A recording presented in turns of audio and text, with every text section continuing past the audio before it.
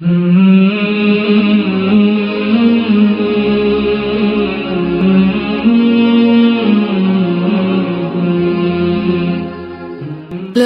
الہ الا اللہ محمد رسول اللہ.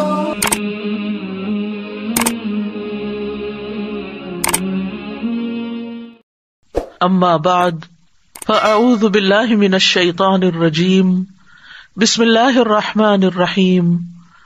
رب اشرح لی صدری ویسر لی امری واحلل عقدۃ من لسانی یفقہوا قولی. اذا سألک عبادی عنی فانی قریب اجیب دعوۃ الداعی اذا دعان فلیستجیبوا لی ولیؤمنوا بی لعلہم یرشدون. اور جب میرے بندے آپ سے میرے بارے میں سوال کریں تو کہہ دیجئے بے شک میں قریب ہوں، میں پکارنے والے کی پکار کا جواب دیتا ہوں. جب وہ مجھے پکارے تو ان کو چاہیے کہ وہ بھی میرا حکم مانیں اور مجھ پر ایمان رکھیں تاکہ وہ ہدایت پا جائیں. سورۃ القمر. بسم اللہ الرحمن الرحیم. اقتربت الساعة وانشق القمر. قیامت کی گھڑی قریب آ گئی اور چاند پھٹ گیا. یہ نبی صلی اللہ علیہ وسلم کا ایک معجزہ تھا. یہ کافر خواہ کوئی معجزہ دیکھ لیں تو اس سے منہ موڑ لیتے ہیں، یعنی پھر بھی ایمان نہیں لائے، حالانکہ انہوں نے اپنی آنکھوں کے سامنے چاند کو 2 حصوں میں پھٹتے اور پھر جڑتے ہوئے دیکھا، اور کہتے ہیں کہ یہ تو جادو ہے جو ہمیشہ سے چلا آ رہا ہے. معجزے کو جادو قرار دے دیا اور انہوں نے اسے جھٹلایا اور اپنی خواہشات ہی کی پیروی کی، جبکہ ہر کام کا ایک وقت مقرر ہے. یاد رکھیے، خواہش پرستی جو ہے یہ حق کو جھٹلانا آسان کر دیتی ہے، پھر انسان حق اور باطل کو خلط ملط کر دیتا ہے، ہدایت اور بھلائی کو دیکھ نہیں پاتا. تو ہر عمل کرنے والا جو ہے وہ کہیں نہ کہیں پہنچنے والا ہے، جیسا عمل ہوگا ویسا ہی انجام ہوگا. وَكُلُّ أَمْرٍ مُسْتَقِرٌ وَلَقَدْ جَاءَهُم مِّنَ الْأَنبَاءِ مَا فِيهِ مُزْدَجَرٌ حِكْمَةٌ بَالِغَةٌ فَمَا تُغْنِ النُّذُرُ. اور ان لوگوں کو پہلی قوموں کی خبریں مل چکی ہیں جن میں کافی تنبیہ ہے، ان میں کامل دانائی کی باتیں ہیں، لیکن یہ تنبیہات ان کے کسی کام نہ آئیں، لہٰذا آپ ان کی پرواہ نہ کیجیے. جس دن پکارنے والا ایک ناگوار چیز کی طرف پکارے گا، یعنی حشر کے میدان کی طرف، تو یہ لوگ سہمی سہمی نگاہوں سے اپنی قبروں سے یوں نکل آئیں گے جیسے بکھری ہوئی ٹڈیاں ہوں، اچھل اچھل کے باہر نکل کے آ جائیں گے قبروں سے. تہوں کی تہوں میں جو لوگ پڑے ہوئے ہوں گے زمین میں، جو ڈیپسٹ بھی ہوں گے، سب نکل کے باہر. خش عن ابصارہم. ان کی آنکھیں جو ہے وہ سہمی ہوئی ہوں گی، ڈرے ہوئے ہوں گے، گھبرائے ہوئے ہوں گے کہ یہ سب کیا ہو رہا ہے. تو آنکھ کا جو خشوع اور دبنا اور جھکنا ہوتا ہے نا، وہ ذلت کی علامت ہوتا ہے. وہ پکارنے والے کی طرف دوڑے جا رہے ہوں گے. اس دن کافر کہیں گے یہ دن تو بڑا کٹھن ہے. مومنوں کے لیے وہ دن آسان ہوگا، لیکن کافروں کے لیے یہ دن بڑا سخت ہوگا. نبی صلی اللہ علیہ وسلم نے قرآن مجید کی اس آیت یوم یقوم الناس لرب العالمین کے بارے میں فرمایا، نصف یوم کی مقدار 50,000 سال کے برابر ہے، اور یہ مدت مومن کے لیے بڑی معمولی ہوگی، جیسا کہ سورج ڈھلنے سے غروب ہونے تک کا وقت ہو. یعنی اتنا لمبا وقت مومن کے لیے بہت چھوٹا ہو جائے گا. قیامت کے دن کی مشقت بھی مومن کے لیے کم ہوگی. اس وقت سب لوگ پسینے کی لگام منہ میں ڈالے ہوئے ہوں گے، اور رہے مومن تو ان پر وہ زکام کی طرح ہوگا، اور کافر پر موت جیسی کیفیت طاری ہو جائے گی، موت جیسی سختی. یاد رکھیے، اگر ہم آخرت کے دن کو مانتے ہیں نا، تو ہمیں اس دن کی تیاری کرنی چاہیے، اور اس دن کی کیفیات کا بھی ہمیں پتہ ہونا چاہیے.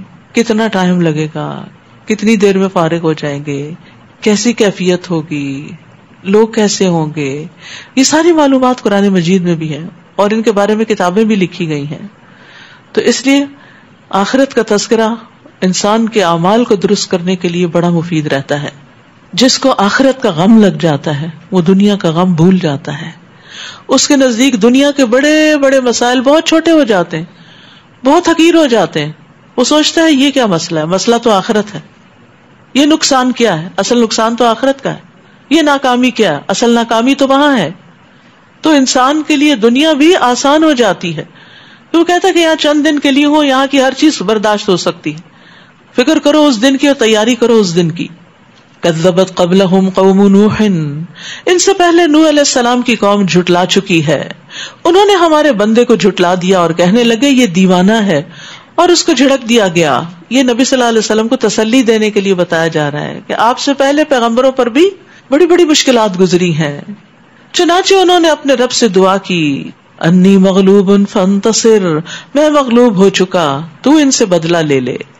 ففتحنا ابواب السماء بماء منہمر، تب ہم نے موسلادھار بارش سے آسمان کے دروازے کھول دیے، اور زمین کو پھاڑ کر ہم نے کئی چشمے بہا دیے.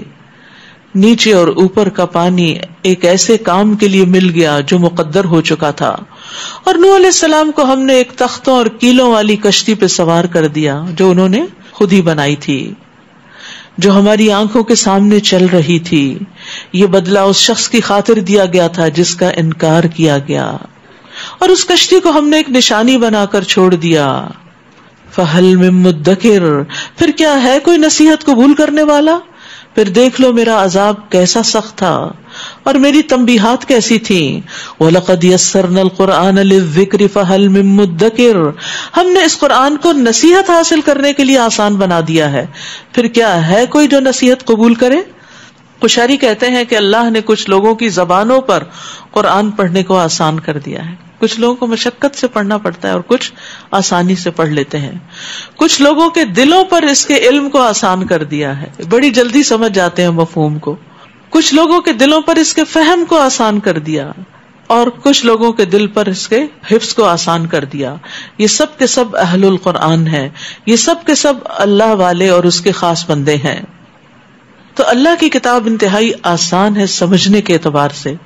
اس کے برعکس جو دنیاوی علوم ہیں ان کو سمجھنے کے لیے پہلے مزید کچھ سیکھنا پڑتا ہے. لیکن پہلی بار بھی جو قرآن کا صرف ترجمہ بھی پڑھ لیتا ہے تو اس کا ایک بڑا حصہ اس کو ڈائریکٹ سمجھ میں آ جاتا ہے یہ کیا کہا گیا. رہے احکام، ان میں مزید غور و فکر اور اس سے فقہ احکام جو ہے وہ نکالے جاتے ہیں، تو وہ ہر بندے کا کام نہیں ہوتا. لیکن قرآن جو ہے اس کو پڑھنا اور سمجھنا مشکل نہیں.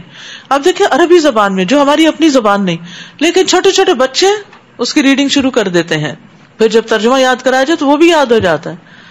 پھر اسی طرح تفسیر بھی سمجھ میں آنے لگتی، اپنی باتیں لگتی ہیں اس میں.